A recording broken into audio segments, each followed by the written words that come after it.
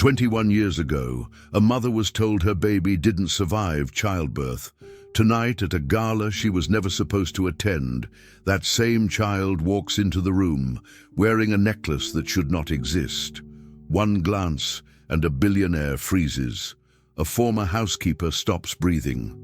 A vice president tightens her grip on secrets long buried. What follows is a storm of DNA tests, hidden recordings, and a race to expose a truth that could destroy an empire. But at the heart of it all is one question: what happens when a stolen life demands to be returned? Stay with us and don't blink, because this story will challenge everything you thought you knew about family, legacy, and the cost of silence. The moment Sophie stepped through the glass double doors of the Caldwell Foundation's ballroom, she didn't feel particularly extraordinary. She wasn't a donor, wasn't a legacy, wasn't even sure why Maggie had insisted she attend. "You deserve to be seen," the older woman had said, straightening Sophie's blazer like she had every first day of school since kindergarten. Sophie had rolled her eyes, called her dramatic, but relented, secretly touched. Now, standing awkwardly near the silent auction table, she tugged at the pendant resting just beneath her collarbone. A habit, nothing more. The necklace had always been hers. Maggie gave it to her on her 6th birthday. No note, no story, just a faint smile and a kiss on the forehead. It was the only piece of jewelry she ever wore. She had no idea that across the room, a man who owned 7 hospitals and half of downtown Chicago had stopped breathing at the sight of it. Richard Caldwell, powerful, reclusive, surrounded by dignitaries, was now frozen mid-handshake, his expression shifting from polite disinterest to raw disbelief in seconds. That necklace was never supposed to exist in the world. It was a grave marker for a child lost, or so he had been told. Veronica Hale saw the change in Richard before he did. She always did. Her job, officially VP of Operations, unofficially fire extinguisher, gatekeeper, and shadow manipulator, was to monitor every twitch, every delay, every breath. The moment Richard's attention locked onto the girl in the grey dress with the dark curls and nervous posture, Veronica's eyes narrowed. Then she saw the glint of silver, the familiar shape she had once photographed lying on a delivery table beside a pale, lifeless newborn. She crossed the room like a whisper, murmuring Richard's name just loud enough to pull him back. He didn't answer. "It's probably just a similar piece," she said under her breath, her hand brushing his sleeve.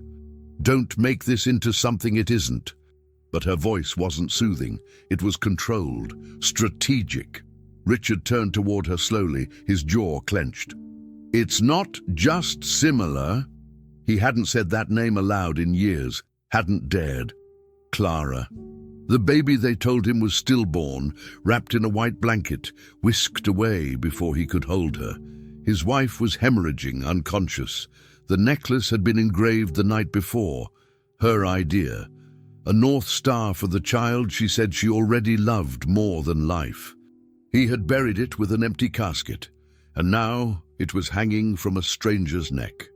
Maggie Lewis had been standing near the catering entrance, watching Sophie from a safe distance, as she always did in new places. She'd lived most of her life along the edges of wealth, not a participant, never quite invisible. She recognized the way power shifted in a room. And she'd seen Richard Caldwell just long enough to see the way his eyes moved from Sophie's face to her chest and back, as if trying to reconcile two truths at once. It only took one look for Maggie's stomach to turn.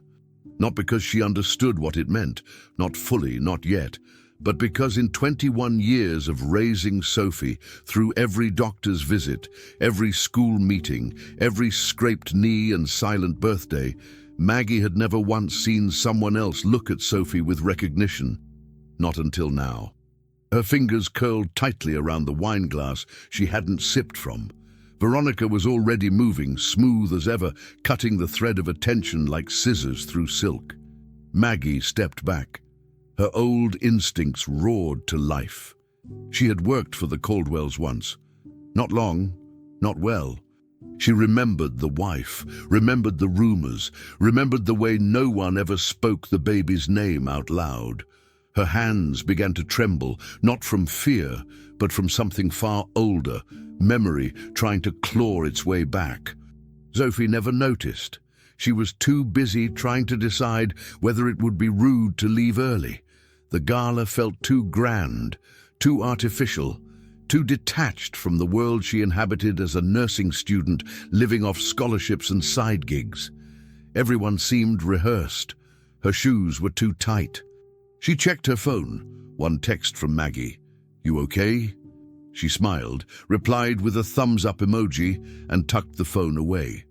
She didn't see the man who had been staring at her, didn't notice him slip away through a side door with a woman whispering tightly in his ear. Sophie returned to the silent auction, unaware that her presence had just shifted the gravitational pull of the entire room. She ran her fingers absent-mindedly over the edge of a framed black and white photograph, not knowing that the man who took it was buried with a lie. And the only piece of truth, the necklace she wore, was never meant to resurface. It had been meant as a symbol of grief. It had become, unknowingly, a signal flare. The gala ended without incident. No one screamed, no one collapsed, no truth was spoken aloud. And yet, when Maggie and Sophie walked home under the streetlights, the air felt different. Sophie talked about a woman who complimented her dress, the tiny desserts that looked better than they tasted, a man who tried to flirt by quoting Nietzsche. Maggie nodded, made the right sounds, but her mind was unraveling in quiet threads. She kept glancing at the necklace. Sophie had worn it nearly every day since she was little. Maggie had never told her where it came from. She didn't know. It was given to her in a paper envelope by a nurse at St. Helena's the morning after her child was pronounced dead. No name, no explanation. Just the necklace, clean, cold, waiting. At the time, she had assumed it was an act of kindness, a gesture, but now, walking beside a daughter she had believed was hers, and only hers, Maggie began to question everything. A man had looked at Sophie like he knew her, and a woman had looked at Maggie like she knew too much. That night, as Sophie brushed her hair in the bathroom mirror, Maggie sat on the edge of the bed and watched her. She didn't speak, didn't ask questions, didn't offer anything up. She simply watched Sophie, as if seeing her for the first time, or maybe for the last. Sophie caught her reflection in the mirror, raised an eyebrow, then smiled. "What?" she asked, playful. "Do I have something on my face?" Maggie smiled back softly. "No, baby, just watching you." Sophie rolled her eyes, but there was warmth in it. She finished brushing, climbed into bed, and fell asleep quickly, as only the young and unbothered can. Maggie stayed awake. The room felt too still. Her eyes kept drifting back to the pendant, now resting peacefully against Sophie's chest. That necklace had always felt out of place, too expensive, too intentional.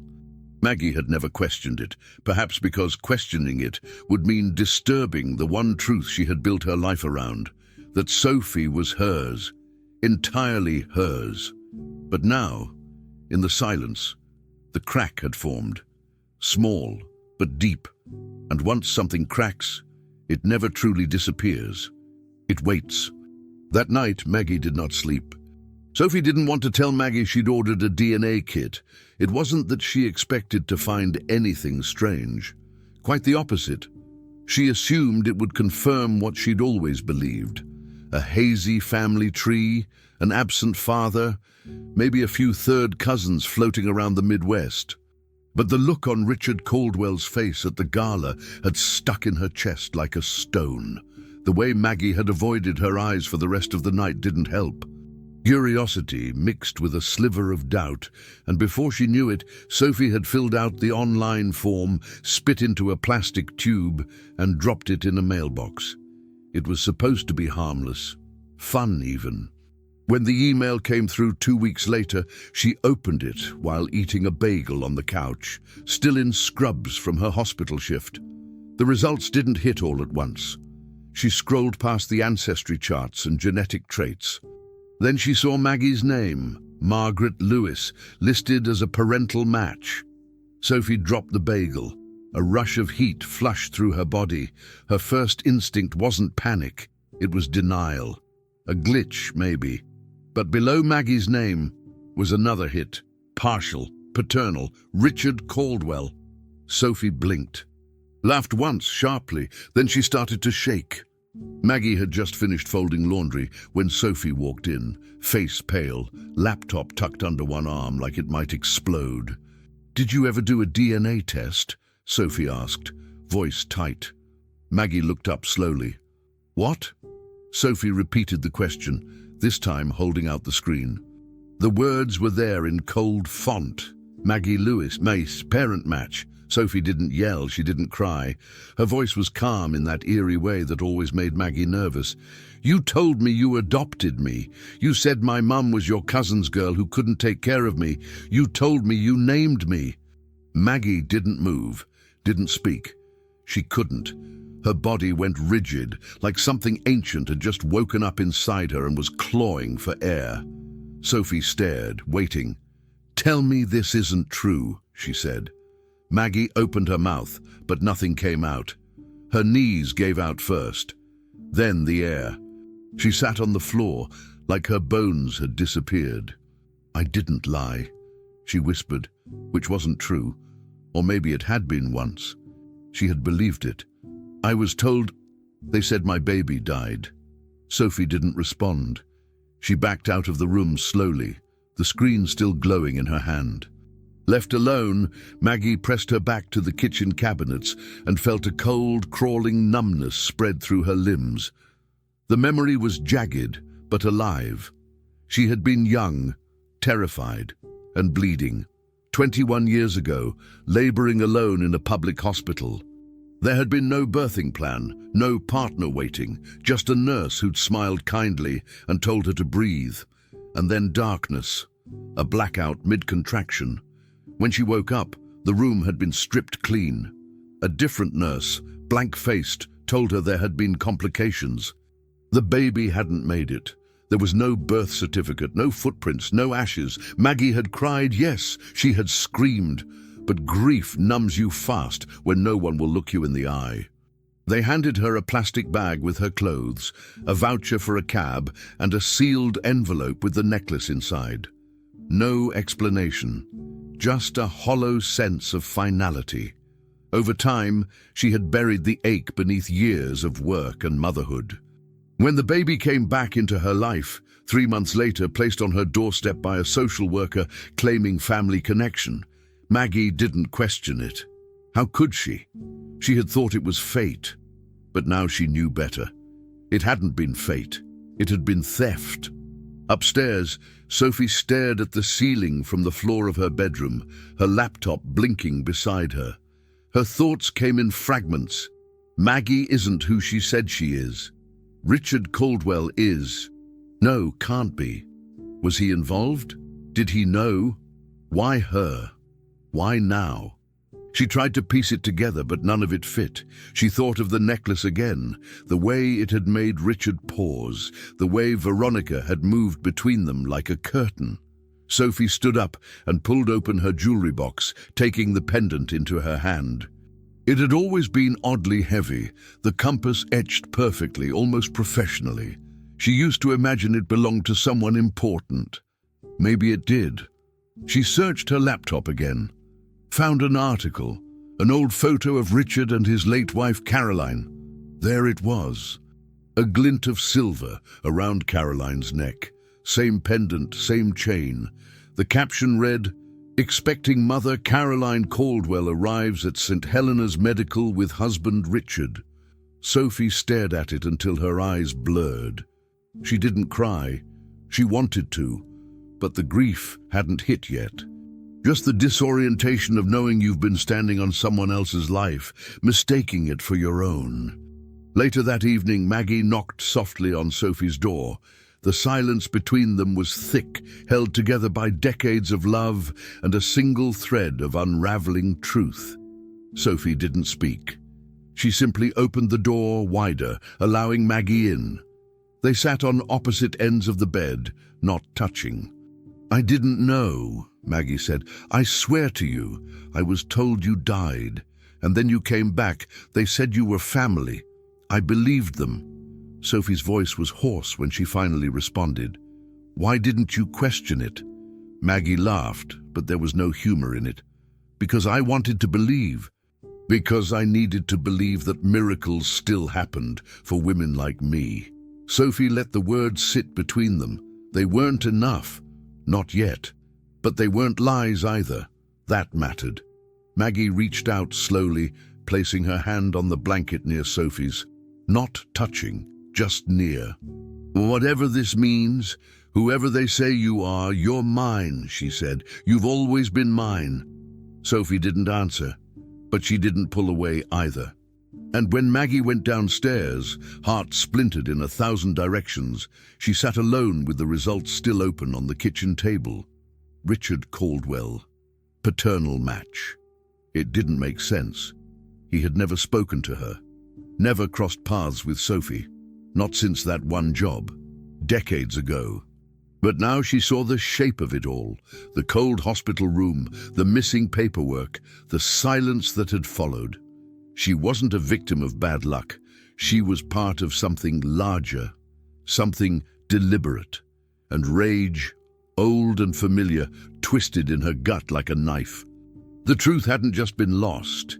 It had been stolen, hidden, buried under forged records and rich men's silence.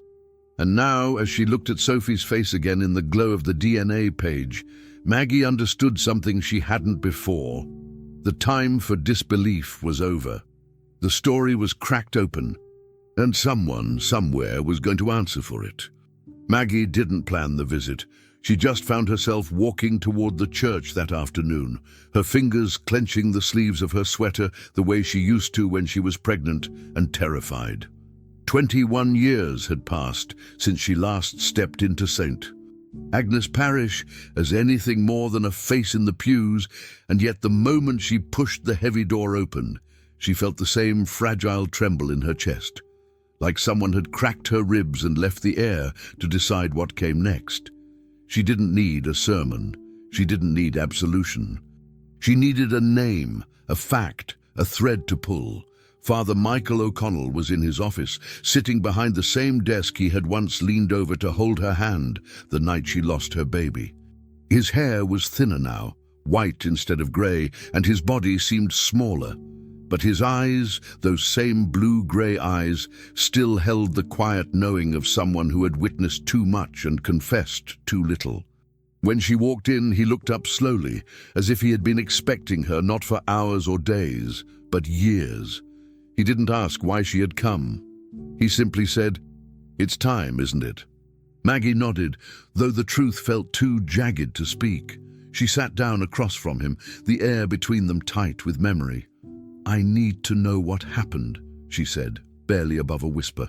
"Back then, that day. I've never asked because I was afraid of the answer, but I think I already know now." Father Michael didn't respond immediately. Instead, he reached under his desk and retrieved a small metal box, unlocking it with a brass key that trembled slightly in his hand. Inside were only 2 items, a weathered manila envelope and an old pen drive wrapped in plastic. He placed them both gently on the desk between them. "She came to me a year after the birth," he said. "A nurse, Julia Hensley. She'd worked the maternity ward at St. Helena's. One night she knocked on the rectory door, pale and shaking. Said she needed to tell someone before her conscience killed her." Maggie's throat tightened. "What did she say?" Father Michael's eyes lowered. "She said your baby didn't die, that she was alive, switched, taken, given to someone else. She said there was money, orders from someone powerful. And then she disappeared." Maggie's vision blurred. She gripped the pen drive like it might burn her. "Why didn't you tell me?" she asked. The answer hurt more than the silence. because I didn't know how to prove it. Until now. Back at home, Sophie didn't ask where Maggie had gone, though the tension in her jaw made it clear she'd noticed. She sat at the kitchen table, idly flipping through pages of her anatomy textbook, not absorbing a single word. When Maggie entered, she carried the envelope and the flash drive like they were made of glass. She didn't speak, just nodded toward the living room, where they both moved like sleepwalkers. Sophie stared at the USB stick in Maggie's hand. "What is that?" she asked, her voice low, guarded. "It's a confession," Maggie said, inserting it into the laptop without further explanation. The screen flickered, a file loaded, then audio. A woman's voice, shaky, breathless, began to speak. "My name is Julia Hensley. I was a nurse at St. Helena's in 2004. I'm recording this because I don't trust anyone. I saw something I shouldn't have. A newborn was declared stillborn, but she wasn't. I was there. I saw her cry. She was taken, not to the NICU, to a private car. I heard the name Caldwell." Sophie's breath caught. Maggie clenched her fists. The voice continued, naming a supervisor who issued the orders, naming a price. Then, "I think they're going to make me disappear." The audio clicked off. Silence roared in its place. Neither of them moved for a long time. Sophie sat with her arms wrapped around herself, her thumb absently brushing the pendant at her throat. Maggie leaned forward, head in her hands, the tremor in her shoulders betraying the strength she was trying to maintain. "They stole you," she whispered eventually, not to Sophie, not to herself, but to the dark space between them. "They made me mourn you while someone else raised you with lies." Sophie didn't speak. Her mind was too full of noise, the nurse's voice, the name Caldwell, the clarity with which this woman had laid out a betrayal so profound it shattered everything. For the first time, Sophie allowed herself to wonder if Maggie was telling the truth, not just about what happened, but about not knowing. There was no script for this kind of grief, no training, just the raw ache of having your life divided into two halves. The one you thought you lived, and the one someone else wrote for you. "What do we do now?" Sophie asked finally. Maggie looked up slowly, her eyes red but focused. "Now," she said, "we follow the thread. We pull until something breaks." Sophie didn't know what to make of it all, but she could feel something irreversible had happened. This wasn't just about a past mistake or a wrong file. This was engineered. She was part of a system of decisions made by people who never had to live with the consequences. And it wasn't just about her either. It was about how many other babies had been quietly redirected, how many lives had been rewritten, how many grieving mothers like Maggie had been told to go home empty-handed while someone else profited from the silence. It was exploitation masked as tragedy, a crime that wore a doctor's coat and left no fingerprints. She looked at Maggie and saw her differently, not as the mother who had withheld the truth, but as the woman who had been deceived just as deeply. That mattered. It didn't erase the pain, but it allowed something else to take root: understanding. Sophie reached out and took Maggie's hand without a word, and Maggie, surprised, didn't cry. She simply closed her fingers around her daughters and held on, like the world was finally beginning to steady. That night, after Sophie went to bed, Maggie stayed up alone in the living room, playing the audio over and over, until she could recite it from memory. She copied the files to a second drive, wrote notes in a spiral-bound notebook, highlighted names she didn't recognize, and stared at the hospital record until the ink blurred. The envelope had been sealed for over 2 decades. She didn't want to open it yet. Not until she knew she had the strength to see whatever was inside. But she knew now, without question, that the story she had accepted for so long was built on someone else's blueprint. The silence hadn't protected her. It had imprisoned her. And if she had to walk through fire to set herself and Sophie free, then that's what she would do. Before turning off the lamp, Maggie looked toward the hallway, toward the closed door where her daughter slept. The daughter she had loved, lost, and unknowingly reclaimed. She thought again of the pendant, the weight of it, the way Sophie's fingers always found it without thinking, as if it were a compass, as if it remembered, as if it too had always known. Sophie didn't want a father, especially not one who lived in a high-rise penthouse with assistants and lawyers and a public image to protect. She had lived her life without that, without boardrooms or quarterly statements or portraits in lobbies, and she didn't want to be pulled into someone else's curated version of grief. The name Caldwell wasn't an answer to her identity crisis. It was a complication she hadn't asked for. So she did what she knew best, compartmentalize. Clinical rotations at Chicago General were demanding, and she threw herself into the work. Shifts on the pediatric floor, shadowing ER physicians, managing medication logs, anything to keep her mind off pendant-shaped truths and things stolen before memory. But something was off. At first, it was subtle. Papers out of order, her name on a visitor log she didn't sign, the unmistakable sense of being watched from just outside her line of sight. She brushed it off as paranoia, until the night it wasn't. She stayed late to file discharge notes, then took the back stairwell down, faster, quieter. Halfway between floors, she heard a step behind her. Before she could turn, a hand shoved her hard from behind. Her body hit the concrete wall, then the stairs. The pain was immediate and blinding. The ER staff recognized her instantly, and the chaos that followed felt like a fever dream. Shouting, immobilization, someone cutting away her scrub top, a searing pain in her shoulder. The X-ray confirmed a complex fracture of the scapula and bruised ribs.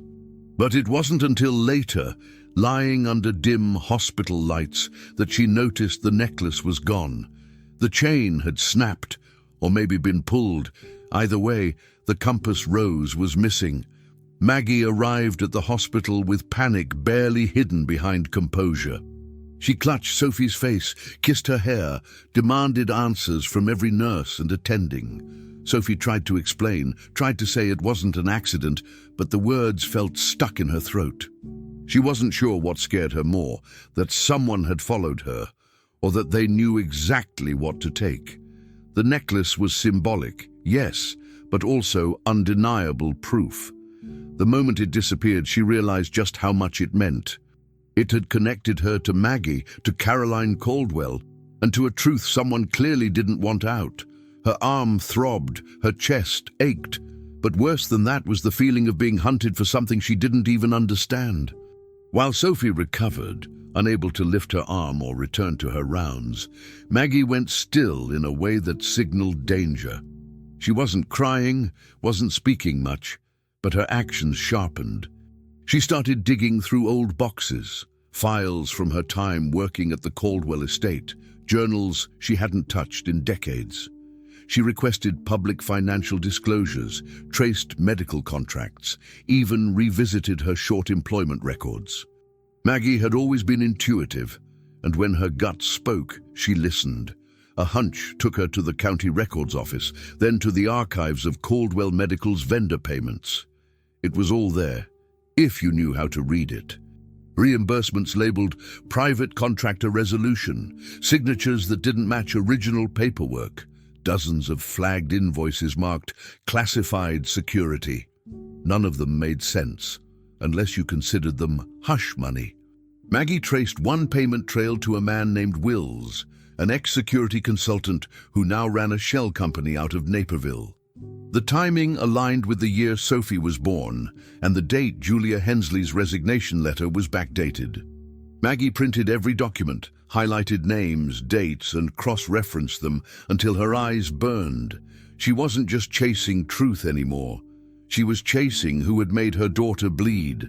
Back at home, Sophie tried to make sense of the attack while fighting the vulnerability it stirred. She'd never broken a bone before. She'd never been afraid to walk alone. But now, with one arm wrapped in a sling and a dull throb pulsing through her shoulder every time she breathed too hard, fear had a physical location inside her. Maggie brought tea, but mostly she brought quiet, sitting beside her in silence, reading old notes, whispering thoughts to herself. "They knew," she muttered once, not realizing Sophie was listening. "They've been watching since the gala." Sophie turned her head slightly. "Who's they?" Maggie didn't answer right away.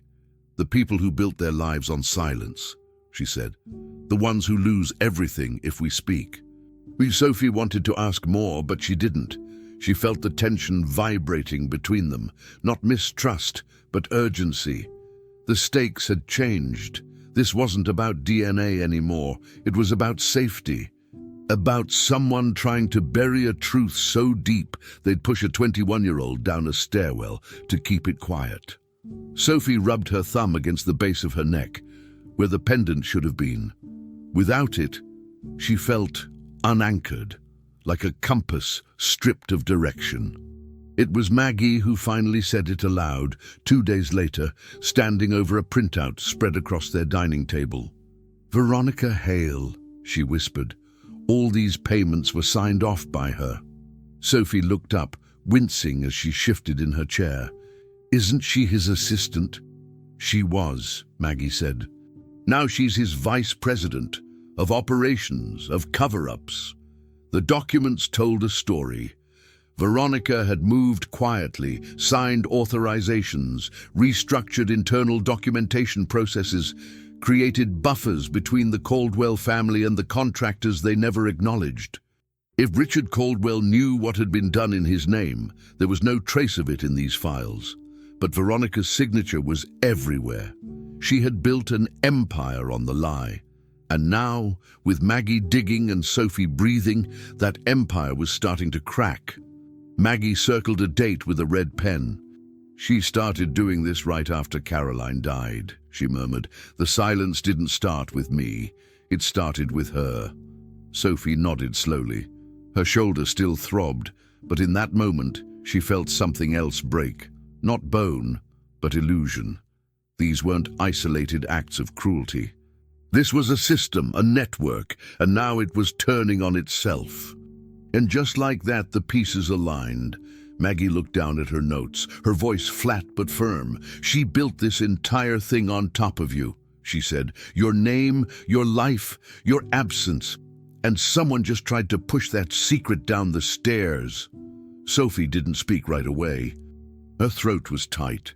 She thought about the hand that had shoved her, the echo of footsteps, the weight of a necklace that had once made her feel safe. She understood now that it had been a target on her back. Proof of something powerful enough to terrify people who thrived in rooms she'd never even entered. When she finally spoke, her voice was quiet but steady. "They didn't kill me," she said, "and I still remember the shape of that necklace. I could describe it in court." Maggie met her gaze. "We're not going to court," she said. "Not yet. First, we build the case, the kind that doesn't just get them fired, the kind that buries the silence for good." They sat there, mother and daughter, not broken, not victorious, but awake. And that was more dangerous than anything that had come before. Maggie entered Richard Caldwell's office with no intention of making small talk. There was no room for pleasantries, no desire for negotiation. She carried a manila folder, its corners bent, its contents dog-eared from the hours she had spent rereading them, again and again, until her hands stopped shaking. Richard looked up as she stepped in, not surprised but not ready either. He motioned for her to sit. She didn't. Instead, she walked to his desk and placed the folder down in front of him, deliberately, as if setting down a weapon. "Read," she said, and nothing more. Then she stepped back. His eyes flicked to the folder, then to her, and for a moment he hesitated, not because he doubted her, but because something in her voice made it clear that whatever was inside would ruin him. He opened it anyway. First came the DNA results. Maggie didn't speak. Then the printout of Julia Hensley's recorded confession, with every word transcribed, names underlined, still no sound from her. And then the photograph, the one she had found buried in Caroline's journal. It showed the silver compass rose, the same necklace once worn by his wife, resting next to a handwritten line that cracked something open in his chest. June 12th. I saw her for 1 second. I named her Clara. I wish someone would find her. Richard sat back slowly, as if the air itself had grown too thick to breathe. He stared at the photo, blinking once, then again, as if the words might rearrange themselves into something less unbearable. "This isn't possible," he said, not as denial, but as despair. "They told me—" He stopped. He didn't need to finish the sentence. Maggie was already nodding, her expression hard, but her voice trembling. "They told me too. They told me my baby died. They gave me a necklace and sent me home.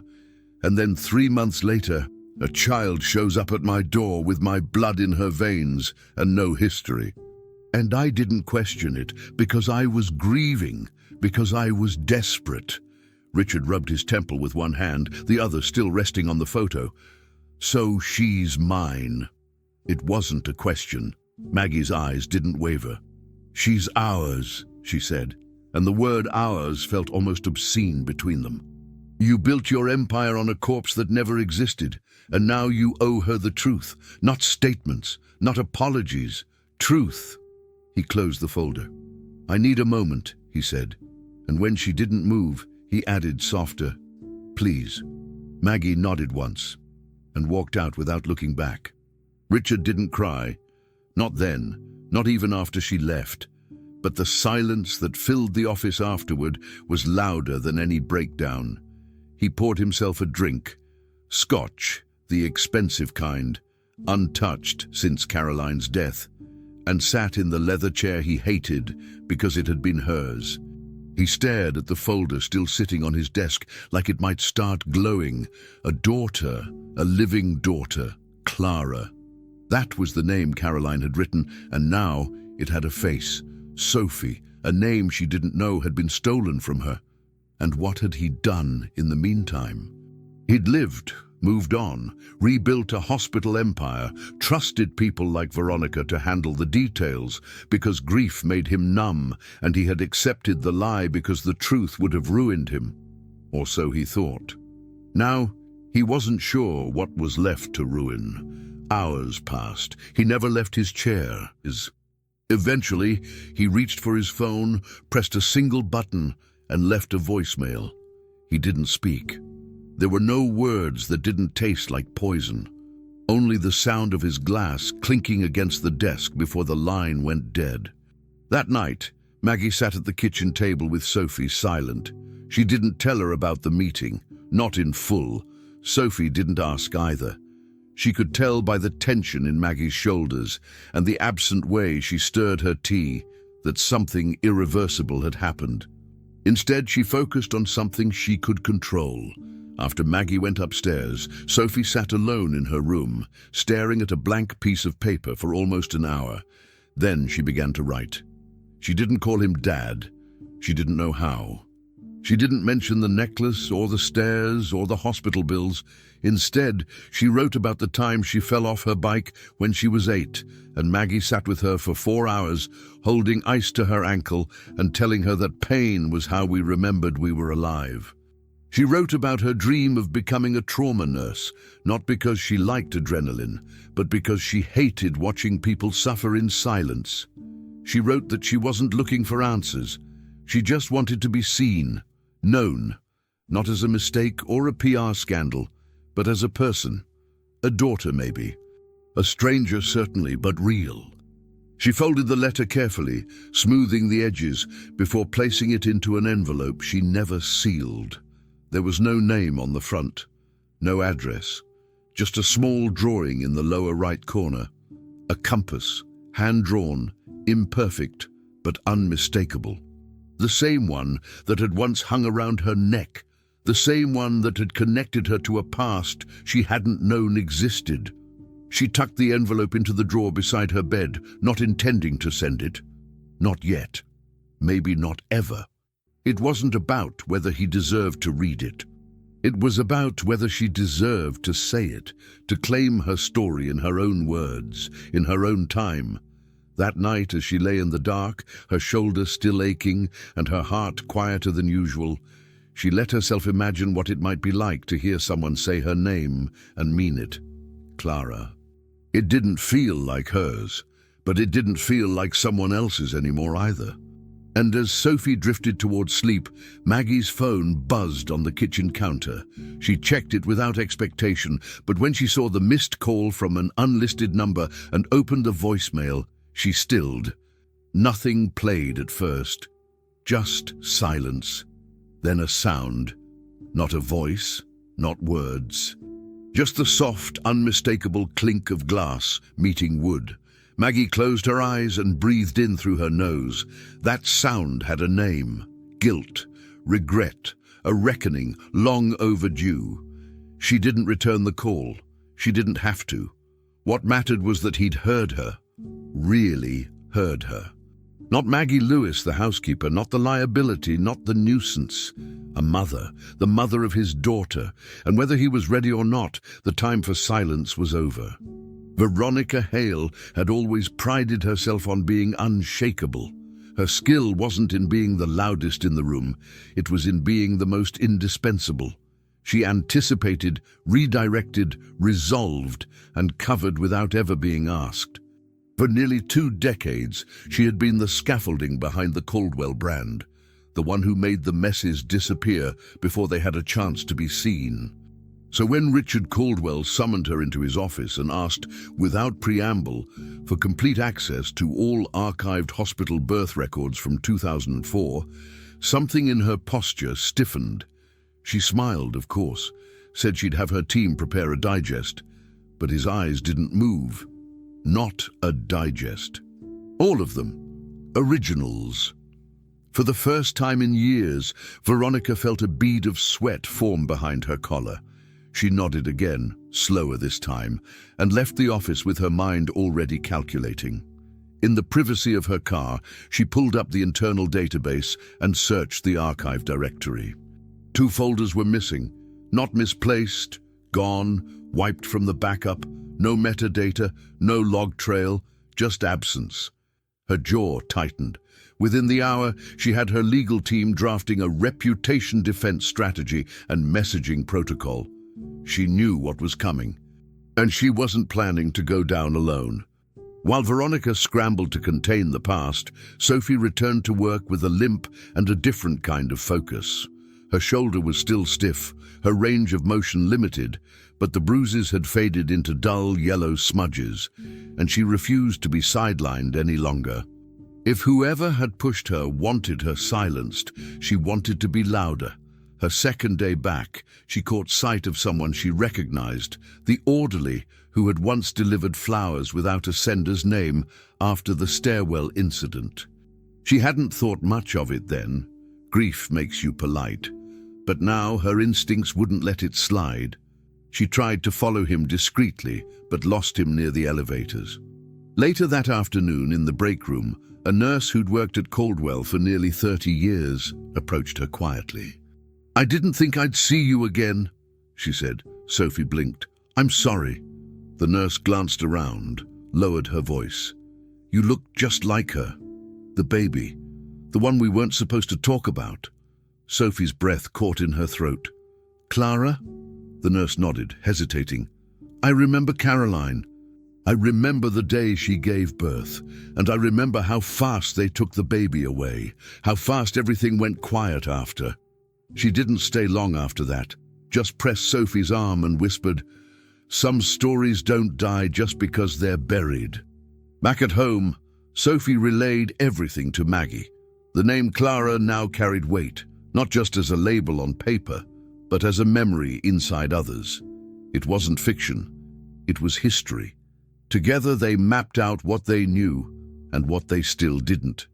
Sophie pushed Maggie to go deeper, to stop letting the hospital walls intimidate her. "They counted on our silence," Sophie said. "We don't owe them anything." The next morning, armed with ID badges Maggie had kept from her final year working admin, they drove to the original Caldwell facility, a near-forgotten building used now mostly for storage and non-emergency overflow. Sophie used her credentials from her clinical rotations to gain access to the lower levels. No one questioned them. No one even looked up. They passed rows of rusted filing cabinets, shelves with yellowed binders and broken office chairs until they reached a room marked Archives, Infant and Maternity. It was locked, of course, but Maggie still remembered the maintenance staff's override code. Inside, the air was thick with forgotten truths. They didn't need to search long. A locked cabinet tucked in the corner was marked Birth Logs, 2004. Sophie's hands shook as she opened the ledger. What they found was worse than a lie. It was a deliberate erasure. Page after page was filled in carefully, every child's name, date, mother's ID, until one page. It had a blank space where a name had been, scratched out, covered in whiteout, then rewritten with initials that didn't match any recorded mother in the system. Maggie scanned it twice, then a third time, and there it was, faint beneath the faded correction fluid, nearly illegible but still undeniably present, Clara M. Caldwell. Sophie sat down hard on the floor. She couldn't stop staring. It wasn't just about her anymore. That erased name represented every decision that had led to her being raised as someone else. Maggie crouched beside her, hand trembling over the name. "They knew," she whispered. "They knew the moment they buried this file." Sophie wanted to scream, to tear the page out and run it straight to the press, but she didn't, not yet. Instead, she took a photo, sent a copy to a private drive, and carefully placed the log back where she found it. They needed proof, but they also needed strategy. This wasn't a revelation. It was ammunition, and if Veronica Hale wanted a war, they'd give her one. Later that evening, Sophie pulled out the photo again, zooming in on the faded name until it filled the screen. It was strange to see your own origin written down in someone else's handwriting, then erased like a clerical error. She thought about the nurse, the look in her eyes. She thought about the hallway where she'd been pushed. None of this was random. It was structural, coordinated. But for the first time, she didn't feel powerless in the face of it. She had allies now, Maggie, Richard maybe, even the nurse. And she had something else too, a memory, a name, a trail. She opened a new folder on her laptop and labeled it Rooms with No Windows. A place for the truth to live. Not buried, not silenced, not left behind. Maggie stood at the kitchen counter, sorting through scanned documents and phone numbers. "You ready for the next step?" she asked. Sophie nodded. "Let's burn the whole thing down," she said, and she meant it. Not with fire, but with light. And still, as they sat together later that night, piecing together timelines and planning their next move, their thoughts returned to one moment, that quiet gasp of discovery beneath layers of institutional silence. That name, Clara M. Caldwell. Not in a headline, not in a whisper, but on a record, once erased, now reclaimed. It wasn't justice yet, but it was proof that the lie had a body. And now, it had witnesses. No one expected Maggie Lewis to be the one behind the podium. The reporters leaned forward, pens ready, expressions curious but unconvinced, until she pressed the button and the audio file began to play. It wasn't loud. It didn't have to be. Julia Hensley's trembling voice cut through the air like a knife. "I saw her cry. She was alive. They told me to say she was stillborn." Maggie let the words play uninterrupted, the room shifting from doubt to shock in real time. When the recording ended, she didn't speak right away. She unfolded the document in her hands, slowly, deliberately. Her voice didn't tremble. "These are hospital logs. One name erased, then corrected. Clara M. Caldwell. This is the confession of a nurse who died 2 months after she made this recording. And this," She paused, reaching into her coat pocket. "Is the necklace that was buried with an empty casket. I received it 21 years ago. It was never supposed to be seen again." A collective inhale followed as she held it up, the compass rose glinting under the lights. "But you don't get to erase people just because you have the money to make the paperwork disappear."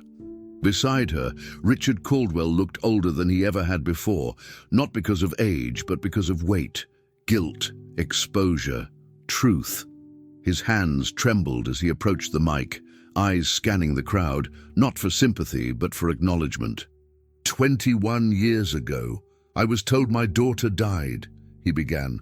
"My wife, Caroline, never believed it. She saw her. She named her Clara. I believed the doctors. I believed the silence." He cleared his throat. "I don't know how much of that was my own weakness or the manipulations of those I trusted. But I do know this. Maggie Lewis raised my daughter. Not by accident, not by charity, because she was deceived, just as I was." The air in the room felt like it could snap. "Today, I'm not here as a CEO or a public figure. I'm here as a man who failed his wife, failed his child, and is finally trying to tell the truth." He looked at Maggie, then out toward the crowd. "Her name is Sophie Lewis, and she is my daughter." Cameras flashed. A journalist dropped her pen. And in that moment, the decades-long lie finally had a name, and no more places to hide.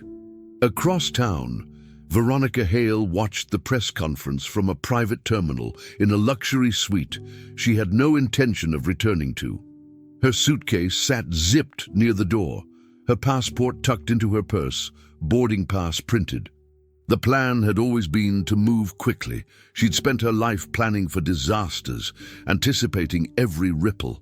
But she hadn't anticipated Maggie stepping forward. She hadn't counted on Richard breaking script. As the audio played, Veronica didn't flinch. She knew the file. She had deleted it once. It always comes back, she thought bitterly. When Maggie held up the necklace, she closed her laptop softly, without ceremony. Her mouth twitched at the edges. She had done everything they asked, everything they wouldn't dirty their hands with. She had created the structure that kept the Caldwell name untouchable, and now she would be the only one to fall. She didn't cry. She didn't run. She picked up her bag and called the car. She knew they'd be waiting. At O'Hare, TSA had already flagged her boarding pass. 2 plainclothes officers approached just before she reached the security gate. "Veronica Hale?" one asked. She didn't resist, just nodded once and held out her wrists. "Charges?" she asked. The officer recited them calmly. Identity fraud, obstruction of justice, tampering with hospital evidence, coercion of medical personnel. She let out a quiet exhale. "I kept the empire standing," she muttered as they turned her around and locked the cuffs into place. "I was the one who held it all together when everyone else went numb." But no one was listening. The cameras weren't pointed at her. They were at the courthouse, focused on the woman she once called a housekeeper and the girl she never expected to survive the silence. Veronica's legacy was built on keeping things invisible. But not today. Today, the story had a face. And she wasn't it. Back at the courthouse, Sophie stepped outside behind Maggie, blinking against the flood of camera flashes. She hadn't spoken at the podium, not because she lacked the words, but because this moment didn't belong to her alone. It belonged to every part of her that had been erased, rewritten, silenced. Maggie reached for her hand, and Sophie didn't hesitate. Their fingers intertwined in the open, and neither pulled away. Reporters shouted questions, microphones extended, but Sophie heard none of it. All she could hear was the pounding of her own heart, not from fear, but from the strange, breathtaking weight of being seen. Really seen. "You okay?" Maggie whispered. Sophie nodded once. "I am now." They kept walking side by side, not toward a car, not toward an escape, but toward the first day of something real. A beginning without secrets. The footage would air for days. Maggie's voice reading the diary line, Richard's confession, the flash of the necklace in the lights. But the final image that stayed burned in the public's memory wasn't one of power or scandal. It was of two women, one who had been invisible for too long, and one who had never even known she was missing, walking out of the courthouse with their hands clasped. No more lies between them, no more silence, no more hiding behind someone else's name. And in that quiet moment, without headlines or statements, they reclaimed it all. The days that followed the courthouse were unlike anything Sophie had ever lived through. People she didn't know stopped her in the street. Some called her brave, others stared like they were still trying to decide what to believe. But none of that compared to the surreal strangeness of sitting across from Richard Caldwell, a man whose blood ran through her veins, but whose presence still felt like an intrusion. Their first meeting after the press conference was at his office, though it looked more like a museum than a workplace. Maggie had arranged it. Sophie showed up because she owed herself answers, not because she was ready. Richard stood when she entered, then sat again too quickly, unsure of protocol in this impossible new relationship. Their conversation stumbled, filled with long pauses and deflections. He asked how her shoulder was healing. She said fine. He asked what rotation she was on. She said pediatrics. And then silence returned, thick and heavy. He didn't mention the necklace. She didn't bring up his absence. The air between them wasn't hostile. It was hollow, the weight of all the years lost pressing into every word not said. Over the next few weeks, the meetings continued, quiet and irregular. Maggie encouraged them without pushing, sensing how delicate the threads were. Richard was trying. Sophie could see that. He remembered things she'd said, left books for her in the guest room she never stayed in, even once sent flowers with a note signed only R. But his effort didn't erase her resentment. It was irrational, maybe even unfair, but real. She didn't know how to trust a man who'd looked at her at that gala and seen a ghost. She didn't know how to look at him and not see everything she hadn't had. Every time he opened his mouth, she braced for disappointment. Every kind gesture felt like it came from a script. And still, something in her refused to shut the door completely, because when she looked into his eyes, there was no arrogance, no performance, only grief and guilt, the kind you don't fake. She didn't know how to love him, but she couldn't hate him either. That was the problem. Hatred would have been easier. One evening, after another wordless coffee in his penthouse, Sophie stood to leave. Richard, unusually hesitant, stopped her. "I have something," he said, gesturing toward a shelf. She expected documents, maybe more files about her birth, another layer of the Caldwell Empire's cold paper trail. But instead, he pulled down a thick, worn leather photo album. "Caroline kept everything," he said, almost apologetic. "I didn't look through it until recently." He handed it to her without opening it, his hands stiff. "I thought you should see her, as she was, not as a story." Sophie sat down again, slowly. She opened the cover, and there she was. A young woman with Sophie's eyes and Maggie's quiet strength. Page after page, Caroline laughing, holding books, writing in a leather-bound journal that would eventually become Sophie's inheritance of words. Richard didn't sit beside her. He stood back, hands clasped, like he was witnessing something sacred and forbidden. "She used to call you her North Star," he said finally, voice brittle. "Even after... She said she still felt you, like a pull, a direction." Sophie didn't answer, but she cried, freely, finally, and didn't hide it from him. Later that night, she and Maggie drove without a real destination, the kind of aimless, necessary escape that didn't require permission. Sophie stared out the window, fingers pressed to the edge of the photo album, now resting on her lap. Maggie didn't talk, didn't ask questions. She just drove, letting the silence stretch, knowing Sophie would speak when she needed to, When they reached the lake, they didn't even get out of the car at first. They just sat there, headlights dimmed, surrounded by the quiet comfort of distance from the city and all its noise. Sophie opened the album again, flipping through the pages as if searching for something she hadn't seen earlier. When she reached the end, she pulled out the journal tucked in the back. Her mother's words, shaky, delicate, enduring.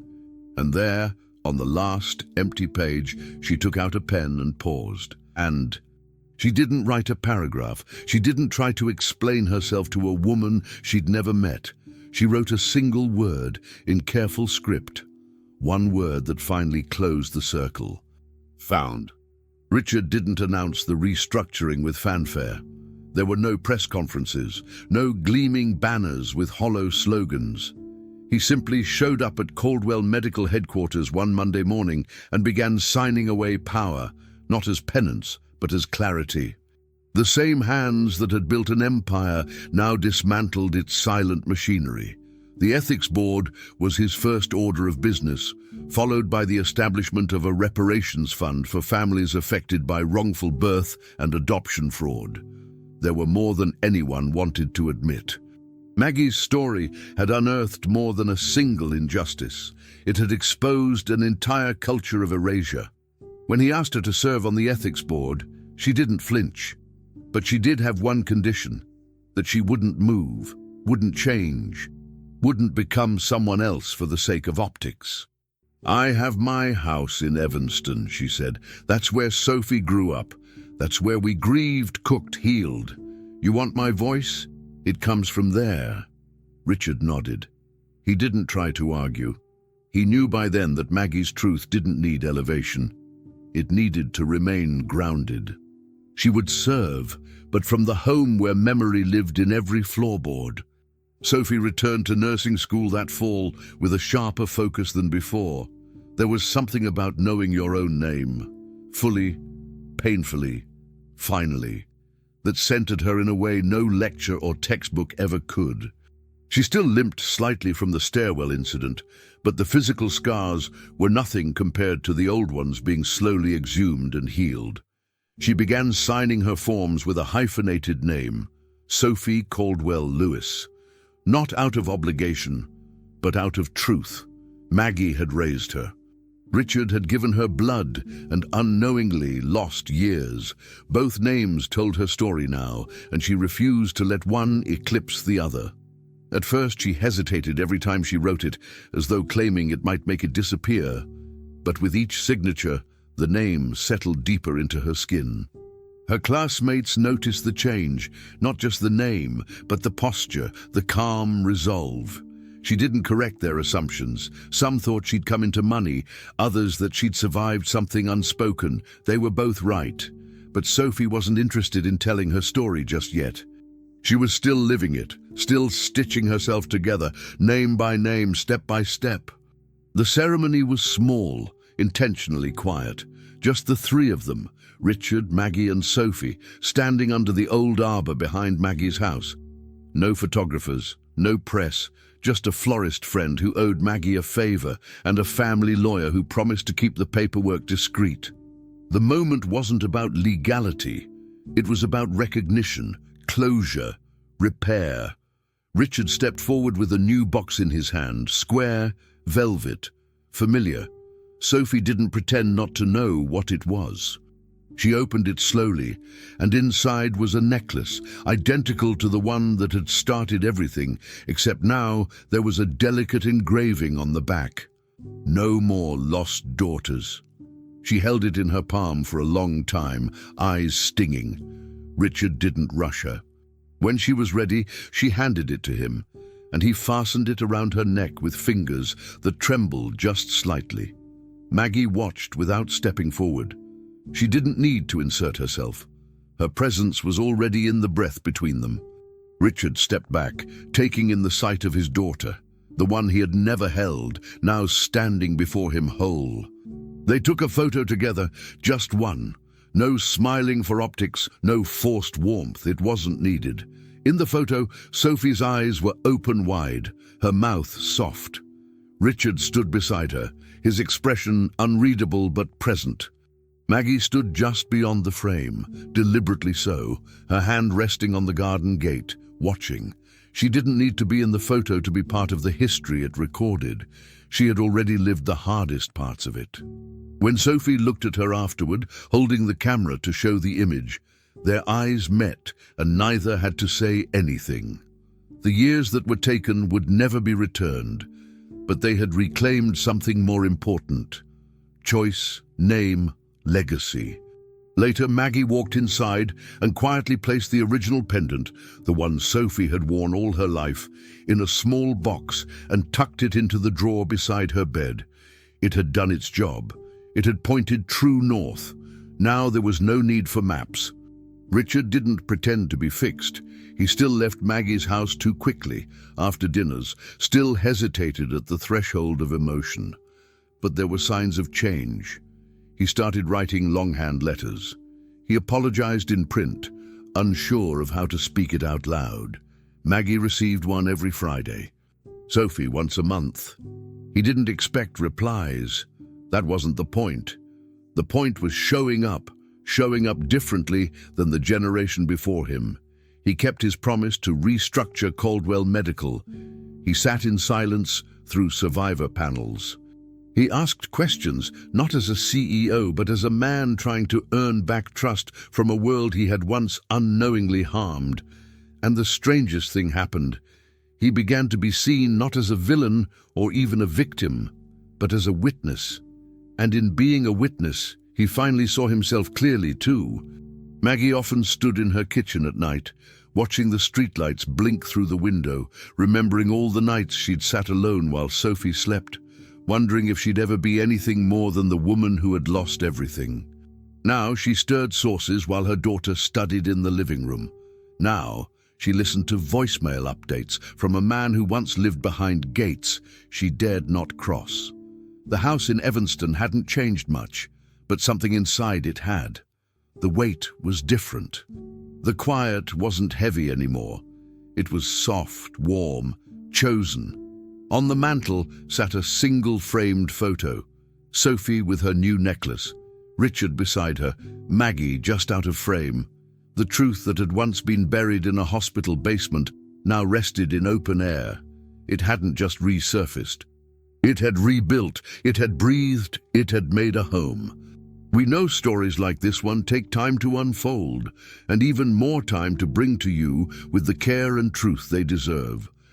Every chapter we create is built with love, respect, and a deep sense of responsibility to honor stories that echo through real lives and real hearts. If this story touched you, if something in it made you pause or think, we invite you to be part of this journey with us. Subscribe to our channel. Your support means we can keep bringing more powerful, meaningful stories like this to light. And don't forget to check out the other stories on our channel. You might find one that speaks directly to you or someone you love. Leave us a comment and tell us what this story stirred in you. We read every word. Thank you for being here with us. It truly matters.